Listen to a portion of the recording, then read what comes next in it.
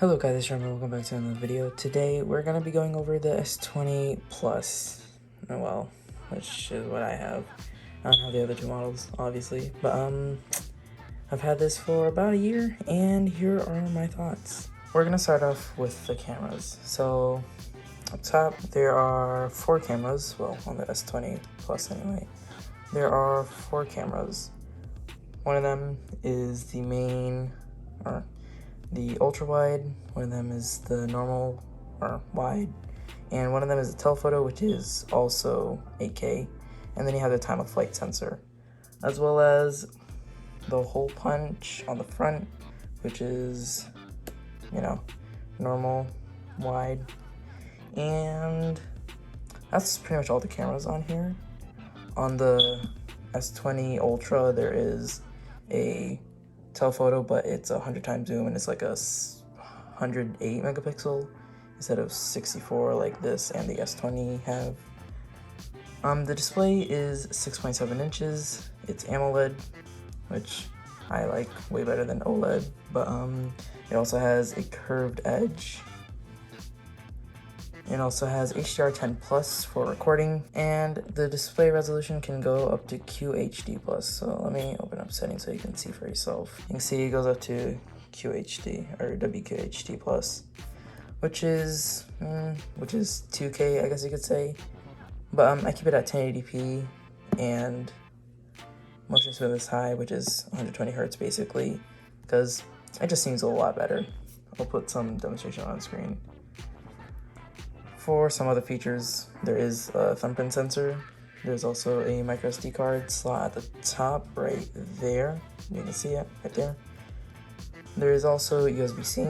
I still don't know why Apple uses Lightning. They should definitely transfer. Even their iPad uses USB-C. I don't get that. And it also has stereo speakers. It is all glass, and the camera is actually a separate glass. Like the new iPhones, like the iPhone 12, iPhone 11, those are all actually one glass.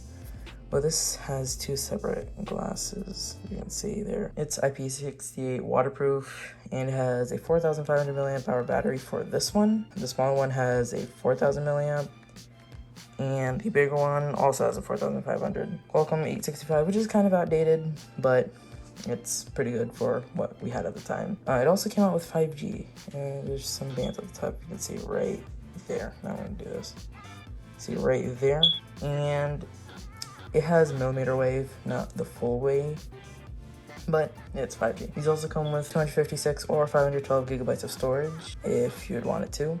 And obviously, as I said, there's micro SD expansion, 1 terabyte. There's also reverse wireless charging and supercharging 25 watt with this brick. The software came up with One UI 2.0, but then updated to 2.1, 2.5, 3.0, and right now it's at 3.1. Runs Android 10 to 11. It starts off with 10, and then you can upgrade it to 11. Some little features that I liked is the new One UI 3 enhanced processing, if you can see it right there. There's enhanced processing, which for One UI 3 allows for like more, well, processing. And mainly for games. If you want to use it for games, that's probably the best reason to use it. There's also edge lighting and always on display right there. And basically what's included in the box is the phone, earbuds, USB to USB-C adapter, the USB-C charging cable. It also comes with a manual, SIM tray, and the brick. Phones nowadays don't have that. But that's basically the main idea of the phone. Now to the thoughts of what I think about this phone. See, this phone is a year old. It has released on March 6th of last year. But there is a certain time where if you unbox a product and then like upload the video within that certain time, you'll be fine. But after that, it's kind of like not the hot topic anymore, so kind of missed that. But I had it for a year, and so it would be okay to have a 1 year review. So here are my thoughts. The main deal with this at the time was the 120 hertz, which I personally like the most. Say it's high refresh rate. On the newer phones, they say it's high dynamic or something. They say something, I'll put it on screen. And they don't really call it just high or standard. They call it something else, but that kind of makes no sense. They just say it's 120 or 60, which they actually have a demonstration up top with high being 60 because it doesn't like always run at 120 hertz. If you have it at 60 as default and you want to see the, like, you know, the comparison, then you have that. But I'll also put a comparison on screen from before. So now there's a little bit of controversy between that and having it only be 1080. On the new S21 phones, they are being, well, the Ultra is able to do full WQHD and 120 hertz, which mainly not to drain the battery and kill it in 1 second, which kind of makes sense, but they should have at least allowed the option to do so.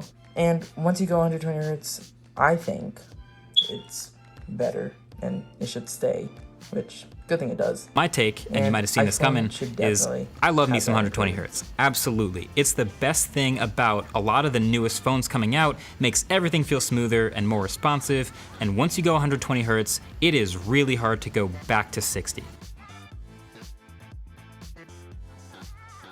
I'm able to tell the difference between 60 and 120, and I've actually done a little test with my cousin, Area 51 of Tech. You can go check him out. And I was able to tell the difference pretty easily. If it's more available in person, because obviously I can only record at 60 FPS. I could record at 120, but you can't display it at 120 hertz. It's gonna either go down to 60, or maybe it'll stay 120 if you have a 120 hertz display that you can watch it on. But you can't really show it without using slow-mo if you want to see it on camera. Now, obviously, people have talked about, ooh, 120 hertz, it's like, or people have talked about how, ooh, Androids have bad quality. It's mainly not the, like, resolution of the image. It's mainly not the resolution of the image, it's mainly the frame rate. So if I go to video, you can see that it's pretty smooth. But if I go into Snapchat, for example, but if I go into here, usually on older phones, it would be less frame rate. So that 120 hertz kind of counter punches that and lets it like run at least 30 FPS because it's a screen recording. So if it records the screen and I record it at 120 FPS, or hertz in this case, then it would probably be going back down to 30 FPS or something instead of 15 from the 60. So kind of works against it and it fixes it, which I thought was neat, but it's pretty good. 120 hertz is mainly good on smaller devices where you're not focusing on like the detail, because, you know, the smaller you go and you have it at, like, let's say you have 4K on a TV, like this TV for example, it wouldn't matter if it was 120 hertz or 60 hertz. You're mainly focusing on the little details in the photo. But on smaller devices, if you have it at, let's say, 4K, and no matter how small it gets, 4K, it wouldn't really make a difference if it's this big or like this big and it's 4K, because you wouldn't be able to tell the little tiny differences. It's not clear to the regular eye. So you'd be able to see the FPS difference more in a smaller device than a large device. But I just thought I had to put that out there, because some people also say, well, 120 hertz is really good on big devices, and, you know, 4K 120 hertz for PS5 and Xbox Series X or whatever. But yeah, I don't think it would make a big difference anyway. I'd rather see the detail than see more FPS. Now, unlike iPhones, these bezels are thin. Here, no, look at that. Look at how thin they are. I don't know how to, like, there's almost no gap between the edge of the screen and the border Why can't iPhones focus on near subjects? I mean, but yeah, that's one thing I need to say. So there has been some people say that the edge curve actually has gotten smaller. But the biggest difference for me was actually the curvature of the glass. I have talked about this in so many of my videos. I've never loved how Samsung curves their top glass so aggressively. It is a lot better on the S20. There's still a curve there, right? If you're someone that wants that premium vibe to their phone with that sexy curved glass, it's still there. It's just not as pronounced. I think they've just done it in a smarter way. Like, you still have that curve, but you don't have the accidental touches and accidental swipes that you get with overly curved glass. And it's now actually flatter, which is so unlike Samsung because they've always been the ones to push the curved glass melting over the sides. But hey, new decade, new Samsung, now this display doesn't melt over the edge nearly as much, or kind of at all. It's much more flat, and in my opinion, much more usable. And I've never had this other phones before, but I don't mind that it's this small. If it was a little bit more, I wouldn't personally mind it because I put a case on it and it doesn't matter if I touch the edge or not because I'm probably not gonna touch it because I have the case on it. But that really doesn't matter too much for me. Now, people have always talked about, ooh, the zoom, it goes really far in. I'm gonna do that right there. I have actually done an Instagram post a while back when I first got this, and I zoomed in all the way, and it went out, and out, and out, all the way to 0.5x, which is this, for example. And it's a pretty big zoom in. I went from all the way back at the end of my room, and I zoomed in to see like small pixels on the TV. So I thought that was really good. Having big zoom is good for images where you need a lot of detail, mainly for like 8K photos. On the video side, it's only 8K 24 FPS, and even with the S21 lineup, it's also 8K 24. So if I go here and I go to 8, I can't see never zoom or never focus. Right there, 16:9 8K. I'll switch to that, and you'll see it's, oh, there you go. It's 24 FPS. But hey, 8K is there if you want to take some 8K stills from the images. But at least they should have made it at least 30 FPS, so it's not so like stuttery. I know like 24 FPS is like movie style or whatever, but I would rather have it be 30 FPS than 24. So that's just one thing about 8K that we don't know a lot about yet, or have yet, but it's mainly because the chip, I mean, even an iPhone chip, they say it's really good, but even an iPhone chip wouldn't be able to like do 8K, 30, or even 60, or anywhere in between that, and it would be pretty hard. So I can see why they do that, but in the future, since newer Snapdragon chips come out, they should try and make it do 30 at least, so that would be nice. It's also useful for cropping. If you ever take like 8K photos, you can also crop it a long way. It's also useful for cropping into photos if you need to zoom into something. As for like 1080p upgrading to 4K, you can also zoom in, but now you've got 8K, so you can zoom in even further and still have that detail. So the zoom part, I agree with Dave 2D about that. But the thing that they're talking about the most is the zoom. The regular S20 and the S20 Plus have a 30x zoom. The S20 Ultra has a 100x zoom. And also, for the buttons, he mentions how if you, listen, it's probably gonna be on the right side, so have your right ear button. Where is it? It's probably there somewhere. Here.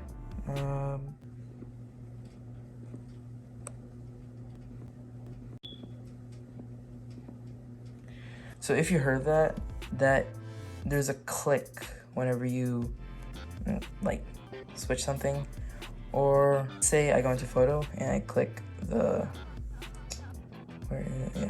if I click the shutter button, there's a sound. I'll also put it on the left side this time. There you go. So, and it feels good. They mainly control the vibration. It's like haptic feedback in this case. Just like when iPhone did it from the iPhone 7, since they got rid of like a physical button, they made like a touch button. So, kind of feels like that. They have it in control more. I don't know why iPhones can't do that, but that's one thing. And also, if I go into type something, let's see. Yeah. If I also go into type something, such as test 1, 2, 3, it also has that clicking noise. I'll type it again. There you go.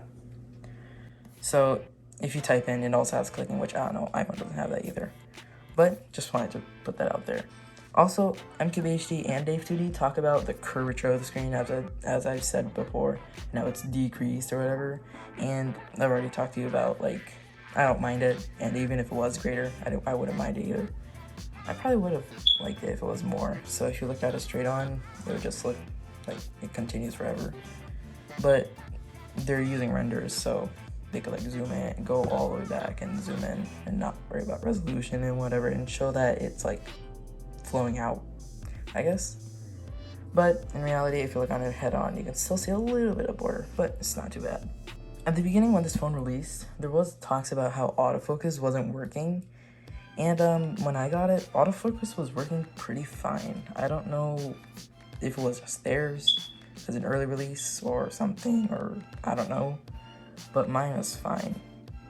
And if let's say I bring in a small cube. Say I bring in this. Why don't I promote? Okay. Let's say I do this. Why not promote? There. It's even worse. There you go. That should be good. I can go pretty close to subjects and have it focus. Like, that's pretty close. It's about that long. Probably like 2 inches, 2.5 inches away. I don't get why iPhones can't do that. I have to go all the way back here for it to focus. For example, like right now, it can't even focus back there. Like, I'm probably holding it 3 inches away from the camera. And it's trying really hard to focus, which I don't get. So, yeah, I don't know. I don't know if it's just me seeing it, but hopefully it focuses. So, oh, and it's not even a macro camera. So, that's even better. You can go up pretty close, and it's not a macro camera, so you wouldn't need to worry about, like, oh, you need a macro camera to have it, really up close. No, not really here. And plus, you got 8K, so you can do that shallow autofocus and do 8K.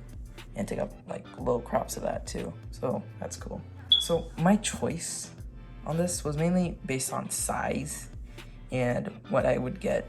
Bigger ones, there's only, like, one upgrade, which is the camera. Everything else is the same, just, like, a bigger display, bigger battery, or not even bigger battery. Bigger display, and better, one singular better camera.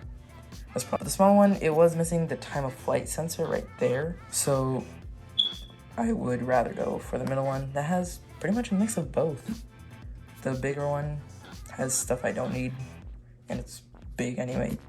And this bump right here is like double the size. You can see that, but it would be double the size on the Ultra. I also wanted a bigger like battery because probably gonna use a lot, so might as well get the medium size that has the 4,500 milliamp hour battery, and not need to worry about battery life because it actually lasts me through the whole day, which is really good.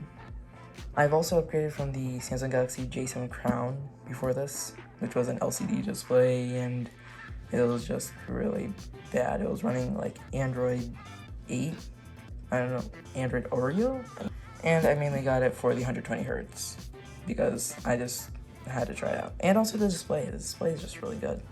Previous cameras were really good, but also 4K on the back and the front, which was really nice. But yeah, that's mainly why I upgraded. I also got them to match my Galaxy Buds Plus in white. I'm gonna give a review on this later. Just wait for it. And yeah, thought the combination looked pretty good. The black didn't look too great, but this gray and white combination, not too bad though. might get a case or something that covers it in black or whatever. But this was pretty nice. Oh yeah, Dbrand, sponsor me please, thank you. Anyway, I do also have a problem for taking a screenshot in One UI 3. So for example, if I press down and power, or the main button or whatever. If I press the volume button, second after, there you go. Volume thing, it says that it's continuously going down or something. Let me put it up like to here. Also, future-proofing 5G, cool. Probably not gonna upgrade to the S21 because it doesn't have that micro SD card slot. That's probably the one downside of that, or else I would have upgraded by now. So I just wanted to put it out there. They also got a head start on 5G from their S10 series. Started off with their S10 series, S21, Note 10 2, I'm pretty sure, and up from there. And iPhone finally got it on their 12 versions. But you'd compare the 12 to the S21 lineup instead of the S20, because the S20 would line up with the 11, I guess. Yeah. So One UI is pretty good, but the top thing of One UI, I would say, is kind of not, you wouldn't expect this, but basically having a number row at the top. You can see that right there. Having a number row at the top. You need to press this button and then type it in. And if you need to type in like J7,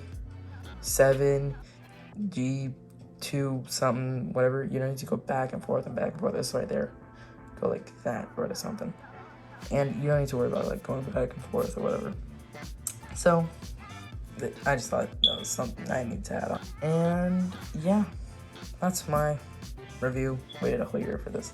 But yeah, that's my review on the Samsung Galaxy S20 lineup, mainly S20 Plus, since, you know, it's the phone I have.